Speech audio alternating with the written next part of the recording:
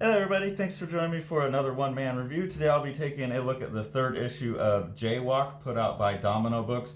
This is a collaboration between Floyd Tangeman of Dead Crow and then Austin English of Domino Books. So I was really excited about that because in some previous videos I've kind of speculated, oh, it'd be cool if these like little satellite kind of undergrounds got together and collaborating, and I'm seeing more and more and more of that. And at MoCA, I really saw those people coming together and working together and promoting stuff together, and that was awesome. I got to meet Austin real quick. He was very busy with his students and stuff like that, manning a table, and then got to spend a good amount of time talking to Floyd, which was awesome because I really like Floyd. We've had a lot of good back and forth communication and stuff. And so I was able to grab this they had a release party for this. I had gone out to dinner with Tom Kaczynski and Gabriel Bell and Peter Rostovsky from Uncivilized Books, and then after that ran over and caught the release party for this, and unfortunately just caught the end of it. It closed up earlier than I thought it would for a bunch of young kids doing a release party, but it was cool. They had like people reading some of the comics in here, and they had musicians performing, and I got to sit and chat with Floyd for a good while, so that was cool.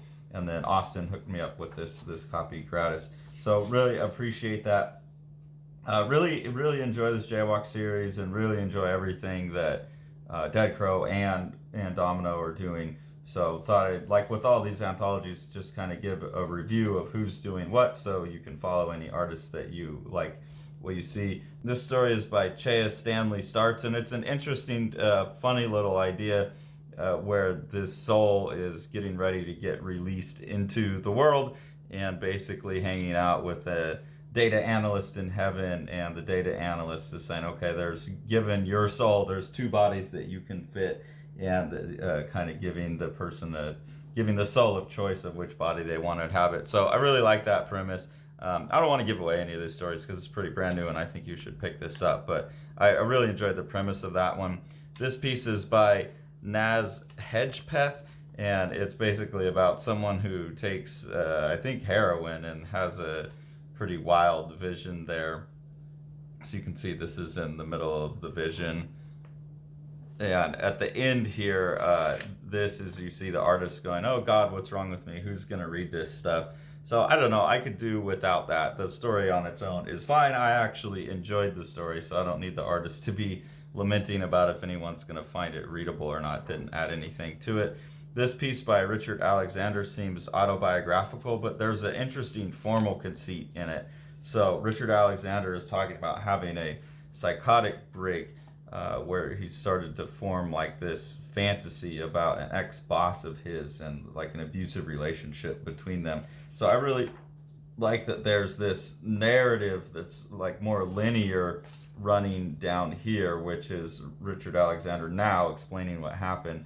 And then up at the top here, there's like these circles that are more these mashed up kind of jumbled memories of things. And I think that's like a cool way to represent this kind of fantasy, you know, schizophrenic dream world that you used to occupy that you can look back on. So I really enjoy that. I really enjoy that approach to that book, to that story, I should say. Nate Doyle really liked this one. Liked this starting off quote here as well. Lunatic chaos, the accolade of compliance, institutions of insanity perpetually at odds with the ethos proposed. So I especially like that, the institutions of insanity perpetually at odds with the ethos proposed. That seems like a pretty poignant little one sentence there. And then it's just so much fun to look at, like this, just all this automatic drawing is what it looks like, just sitting down and cutting loose. And there's obviously some things that the artist wants to say. So like here, you know, despite the obvious ironies, fanatics flock to an oppressive order, and then you've got a pig with like a little bowl, or sorry, not a bowl, but a Nazi hat on it. So some of the images do seem targeted to what's being said. Like here you have a foot that's about to step on a tack with money on it.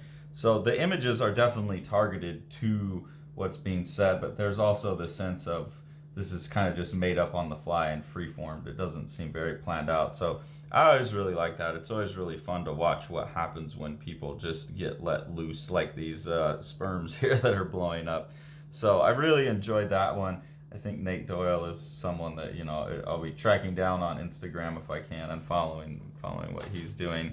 One of the things I always like about Jaywalk is they always have these ads, these kind of handmade ads in there. So advertising Dead Crow, the, you know, coming from the Bay Area and New York here. I like that. Now, Floyd told me he's been in New York for a while, so I've been associating him with the Bay Area, but now he's hanging out in New York. But I like that. And then here we have an ad for Partners and Son, which is a great store that sells pretty much all underground indie release, self-published stuff. And you can see a couple of the things I've done where I've gotten grab bags from them that got a lot of good comics. So it's just fun to see those kind of things. It's fun to see the community, you know. And my tastes are kind of scattered, and so you start to learn these different communities, and it's fun to see the overlaps and intersections of these, because really to me it's like all the same thing, you know. It's people who love the medium. This is another artist I really liked and went and looked up on Instagram, James Tonra. This very bizarre, surreal story. It's got a to be continued, but it seems like it's kind of a, I don't want to say dystopian world, but like a surreal bureaucracy type of Terry Gilliam Brazil type of vibe to it.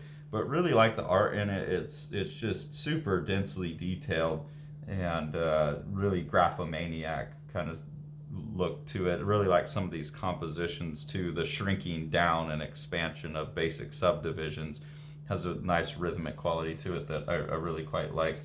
Marlene Frontera, this is someone that immediately, like looking at the art, really interested me, and I looked Marlene up on Instagram, and her work in color is really nice. I think this was probably done in color and then transferred to black and white, or I'm not sure, but the work works much better in color. I don't really know what the story is about. It's someone with like a ventriloquist dummy, but it's pretty hard for me to read because it's like script, you know, it's not printed writing, and then it's pretty small, and this is printed on newsprint, you know, so you're gonna get some bleed and stuff like that. So I had a hard time reading that one, but the compositions were really compelling to me. And then this is by far my favorite piece. I recognize the name Jade Marz from previous either Dead Crow or Jaywalk, and I know I always go to try and find Jade Marz on Instagram so I can see what else Jade is up to. And then I always get reminded that when I go to Jade's page, it says, I've deleted this app, contact me through email. So I don't know how to follow this artist's work with efficiency, but luckily I keep finding it in books, and I really find Jade's work compelling. So you see like this ability to draw pretty realistically, like with this nice kind of little shaky stylization to the figures that give it a lot of pathos. Like here you see there's some distortion in this figure, but a lot of nice pencil work going on. And then the ability to work just like completely abstractly as well. And what you have here is a story about someone that's like hooked into some kind of virtual reality, and then takes the virtual reality headset off and is looking at reality, you know, whatever that means. And like basically has what I think is like a bit of a schizophrenic break, like coming out of the virtual world into the real world. It says, welcome, you're welcome, embodied within the singularity. It's been too long since we've been with you. So happy to make your acquaintance. We've been waiting. And the text gets pretty hard to read in here, again, partially just because of the newsprint, I think, but it's pencil. It's not the best handwriting. It's like in these darker areas.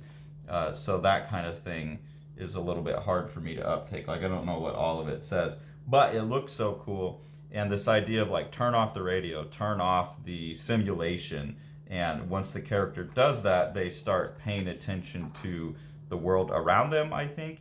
And it has like this weird rhythmic kind of quality to all of these things, the lights going by, like just this fractured overinflation of the raindrops. And that's why I'm saying it feels like someone comes out of a virtual world and then they're like zooming in a drug-induced way almost on like details and things like coming forward in ways that you're not experiencing in a normal day-to-day flow. That's what this feels like. It feels like a really good representation of that.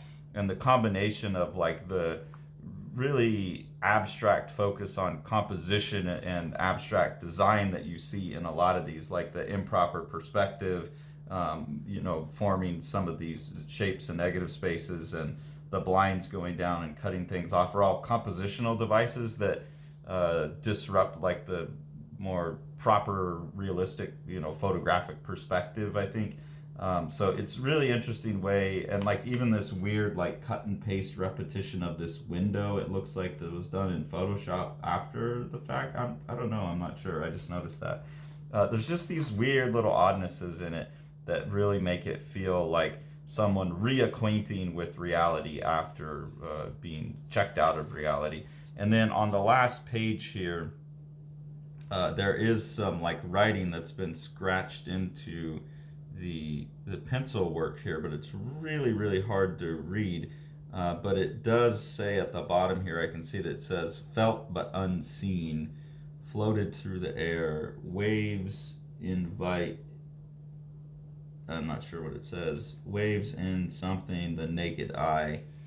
So even though it's like really frustrating to have to try that hard, it actually seems synced up with the story, like this felt but unseen. I can feel that there's writing there, and I can kind of struggle to see it, but it's not decade since decade or something there. I can't totally see it all, so that seems to be kind of part of the purpose almost, maybe. I'm trying to give a gracious interpretation here because it does seem to sync up with the story. But again, you'll see this combination of like abstraction and realism making these really compelling compositions. So I'm a big fan of Jade Marz' work. Like I said, I just wish I wish I could like follow along and know what was coming out where without having to like constantly be cycling to everyone's website or something like that. That's the nice thing about Instagram. And then I think this is probably a Jade Marz piece on the back. It might be Ashton Carless. Let me check and see if it says back cover by Deji, Lasi. I quite like this too. A lot of the Dead Crow crew at least seem to be really interested in like layering of materials. I've seen that in a lot of their books, and it's always, when I can see it in color, really nice. So I really like this. I continue to really enjoy everything that these two crews are doing, and their collaborations together are great. A lot of great artists to follow up on. So definitely support Domino Books, definitely support Dead Crow, and grab yourself a copy of Jaywalk #3. If you enjoy what we're doing here on the channel, you like being exposed to works like this that you may not see otherwise, there's 2 ways to support us. The first way is through our Patreon. We have 2 different tiers of engagement there. The first one will get you early access to the videos. The second tier gets you exclusive access to some of our ongoing web comic experiments where you can vote and help determine the story. Also, we'll get you looks at sketches and in-progress shots of projects that Sean and I are working on, our personal art projects, so we really appreciate that. The money that we get from Patreon just helps us buy the books that we look at, so we just turn it back into the community, help keep you in a flow of new things to consider putting your money into.